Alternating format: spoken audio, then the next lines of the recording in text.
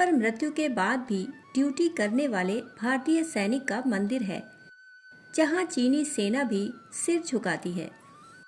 अपने देश में देवी देवताओं के तो बहुत मंदिर हैं, परंतु क्या आप जानते हैं कि अपने देश में एक भारतीय सैनिक का मंदिर भी है, जहां दूर दूर से लोग शीश नवाने पहुंचते हैं। कहा जाता है कि इस भारतीय सैनिक ने मृत्यु के बाद भी सेना की नौकरी नहीं छोड़ी।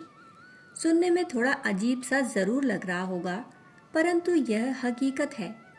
सिक्किम की राजधानी गंगटोक में जेलेब दर्रे और नाथुला दर्रे के बीच 14,000 फीट की ऊंचाई पर बने इस मंदिर में दूर दूर से लोग दर्शन करने पहुंचते हैं।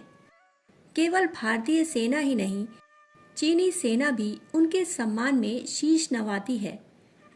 हम बात कर रहे हैं सिपाही से बाबा बने हरभजन सिंह के बारे में, जिसे सुनकर आपका मन भी एक बार वहां जाने को जरूर करेगा।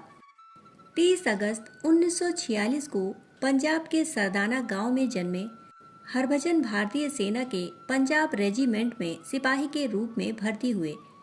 इसके बाद 1968 में 23वें पंजाब रेजिमेंट के साथ पूर्वी सिक्किम में तैनात थे।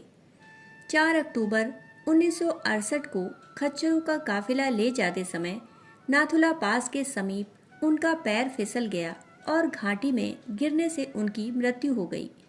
पानी का तेज बहाव उनके शरीर को बहाकर दूर ले गया।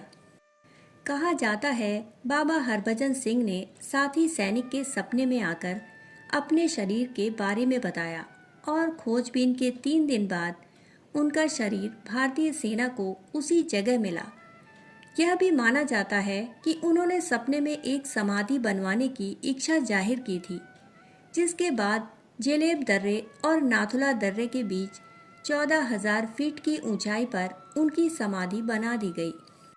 कहा जाता है कि मृत्यु के बाद भी बाबा हरभजन सिंह अपनी ड्यूटी करने आते हैं और चीन की सभी गतिविधियों की जानकारी अपने साथियों को सपने में आकर देते हैं। उनके प्रति सेना का भी इतना विश्वास है कि उन्हें बाकी सभी की तरह वेतन, 2 महीने की छुट्टी आदि सुविधा भी दी जाती थी। हालांकि वे अब रिटायर हो चुके हैं। 2 महीने की छुट्टी के दौरान ट्रेन में उनके घर तक की टिकट बुक करवाई जाती है और स्थानीय लोग उनका सामान लेकर उन्हें रेलवे स्टेशन छोड़ने जाते हैं।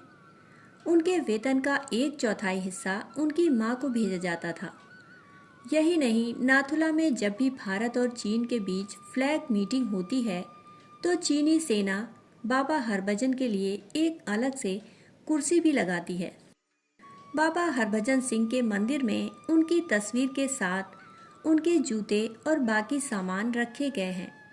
भारतीय सेना के जवान इस मंदिर की चौकीदारी करते हैं और रोज उनके जूतों को पॉलिश भी करते हैं।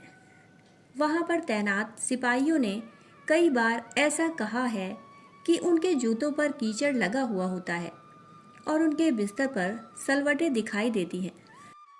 भारतीय सेना और लोगों का ऐसा मानना है कि आज भी बाबा हरभजन सिंह की यहाँ सूक्ष्म उपस्थिति है और वे देश की सरहद की रक्षा करते हैं। न केवल भारतीय सेना बल्कि उनके बारे में जानने वाला हर भारतीय उन पर गर्व करता है। दोस्तों, कहानी सुनने के लिए आप सभी का बहुत बहुत आभार।